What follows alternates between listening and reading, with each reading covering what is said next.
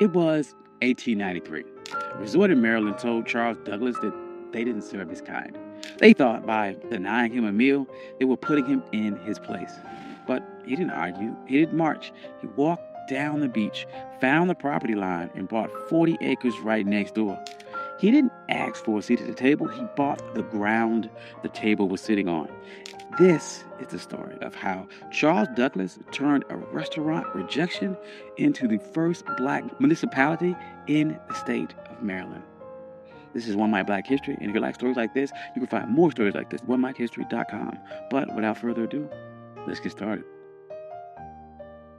To understand this heist, you have to understand the insult.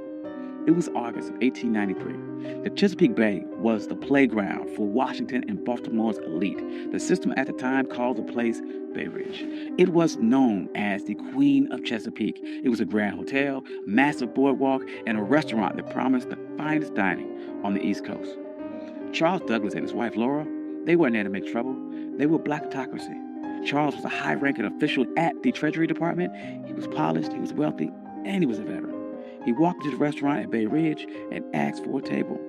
The waiter did not look at Charles's uniform. He didn't look at his credentials. He just looked at his skin color and said, "We don't serve your kind here." Now, this is the moment where the struggle would usually kick in. The textbook version of this story would tell you how sad Charles was. It would talk about the pain of segregation. But Charles Douglas didn't have time for that. He had a military mind. And he looked around the restaurant and saw white families eating. He saw the owners counting money. And he realized that their business was built on a territorial monopoly. They thought that they owned the prestige of the water. They thought by banning him, they were keeping the luxury for themselves.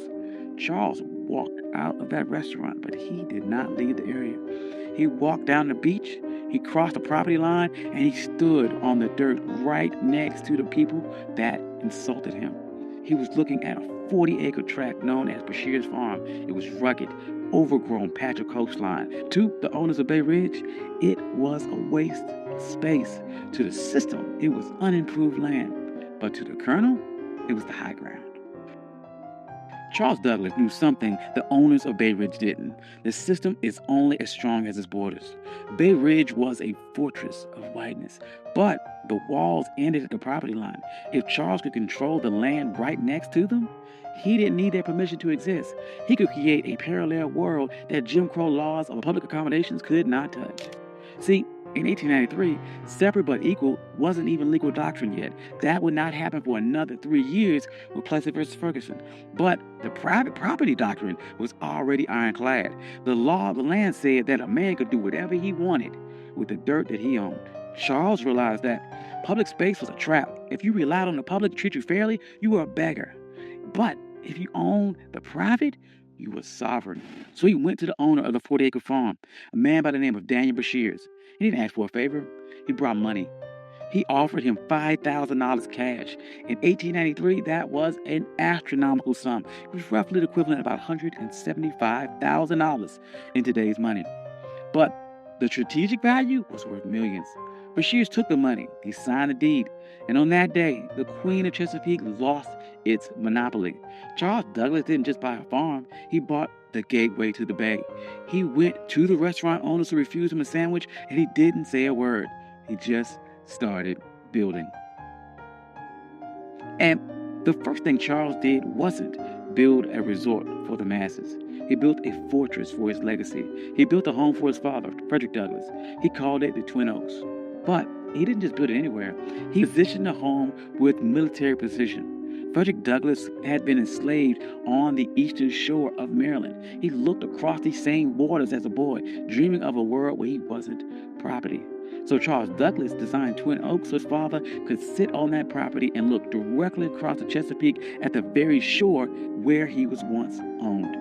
This was psychological warfare. It was a message to the system that you didn't lose a slave, you lost the entire coastline. Frederick Douglass never got to spend a full summer there because he died in 1895. But the receipt was still filled. The Douglass name was now etched into the land in the deeds of Maryland. But Charles was not done. He knew that one house was an anomaly. But an entire empire is a network. So he began subdividing the land, and he didn't sell it to just anyone. He targeted the sovereign class. He sold lots to black doctors, black lawyers, black engineers, black poets in D.C. and Baltimore. He created a neighborhood where the white-only signs of Bay Ridge were relevant. By the turn of the century, Highland Beach wasn't just a place to swim. It was a black think tank. Paul Robeson was there. Langston Hughes was there. W.E.B. Du Bois was there. They weren't protesting segregation. They ignored it.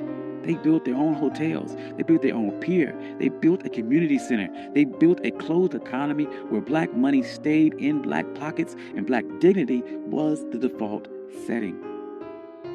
Now, there's no way the system sat back and watched this happen. The owners of the white resorts nearby were furious. They saw the private property loophole working against them, and they realized that they had lost control of their territory. So they tried to use paper weapons.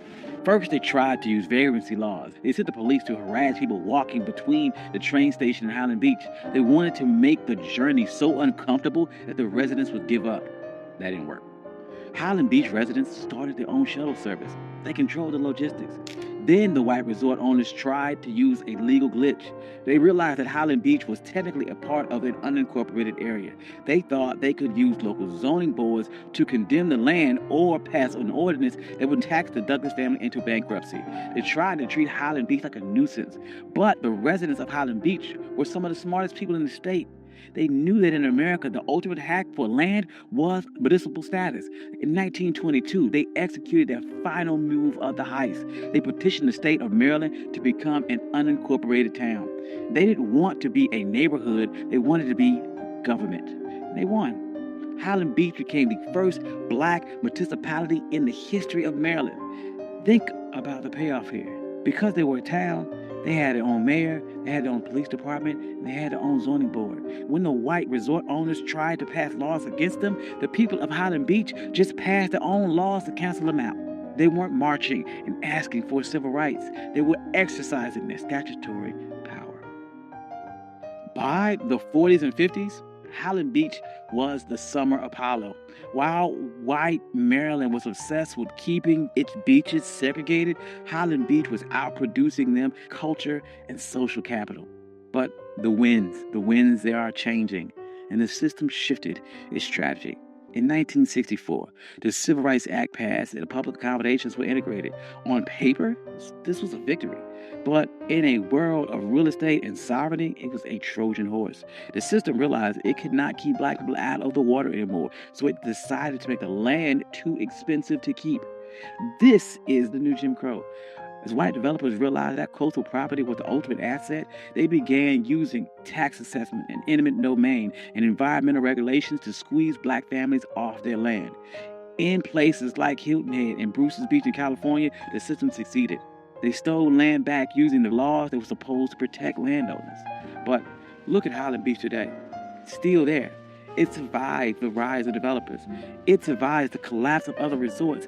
It survived because Charles Douglass didn't build a charity. He built a closed-loop system. The residents of Highland Beach understood that the land wasn't just for lounging. It was for continuity. They passed these down for generations. They created trust. They created a black culture of holding the line. During the Civil Rights Movement, we get caught up about the seat of the lunch counter. But Charles Douglass reminds us that the lunch counter is just a piece of furniture, and that if someone owns a building, they can always find a reason to move the chair or keep you out. The true power is owning the blueprints. Charles Douglass was told his money wasn't good enough for a meal, and he didn't waste a second trying to change that waiter's mind. He used that energy to change the map. He proved that when the system closes the door, you can't keep knocking till your fists are bloody.